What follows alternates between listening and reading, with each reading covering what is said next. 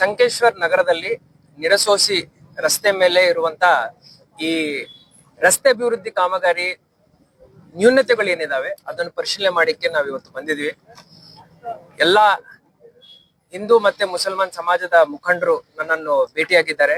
ಬಹಳ ಶಾಂತಿಯಿಂದ ಸೌಹಾರ್ದತೆಯಿಂದ ಎಲ್ಲ ಸಮಸ್ಯೆಗಳನ್ನು ನನ್ನ ಎದುರುಗಡೆ ಪ್ರಸ್ತಾಪ ಮಾಡಿದ್ದಾರೆ.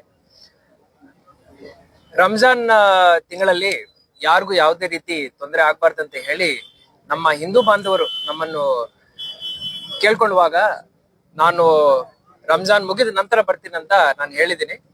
ಸೊ ಇವತ್ತು ಎಲ್ಲರ ಜೊತೆ ನಾನು ಮಾತಾಡಿ ಒಂದು ಸೊಲ್ಯೂಷನ್ಗೆ ಬಂದಿದ್ದೀವಿ.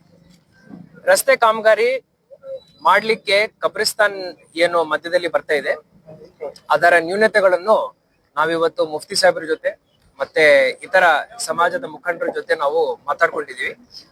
ಅವರದಕ್ಕೆ ಒಂದು ಪರಿಹಾರ ಹುಡುಕಿ ಕೊಡ್ತೀನಿ ಅಂತ ಹೇಳಿದ್ರು. ಒಂದು ವಾರ ಅವರು ಟೈಮ್ ಕೇಳಿದ್ದಾರೆ. ವಿಧಿವಿಧಾನ ಏನಿದೆ ಅದು ನನಗೆ ಹೇಳ್ಬೇಕಂತ ನಾನು ಹೇಳಿದ್ದೆ. ಆ ವಿಧಿವಿಧಾನವನ್ನು ಅವರು ಸ್ವಲ್ಪ ಅಭ್ಯಾಸ ಮಾಡಿ ನಮ್ಗೆ ಹೇಳ್ತಾರೆ. ಅದಾದ ನಂತರ ಎಲ್ಲರ ಎದುರುಗಡೆ ಎಲ್ಲರ ಸಮಕ್ಷಮದಲ್ಲಿ ಎಲ್ಲ ವಿಧಿವಿಧಾನವನ್ನು ನಾವು ಪಾಲನೆ ಮಾಡಿ ಈ ಅಭಿವೃದ್ಧಿ ಕಾಮಗಾರಿ ಏನಿದೆ ಅದನ್ನು ನಾವು ಮಾಡ್ತೀವಿ ಅಂತ ಹೇಳಿ ಒಂದು 10 ದಿವಸದಲ್ಲಿ ಶುರು ಮಾಡ್ತೀವಿ ಅಂತ ಹೇಳಿ ನಾನು ಅವರಿಗೆ ಹೇಳಿ ಬಂದಿದ್ದೆ. ಅದೇ ರೀತಿ ಸಂಕೇಶ್ವರ ಜನರಿಗೆ ನಾನು ಭರವಸೆಯನ್ನು ನೀಡ್ತಾ ಇದ್ದೀನಿ.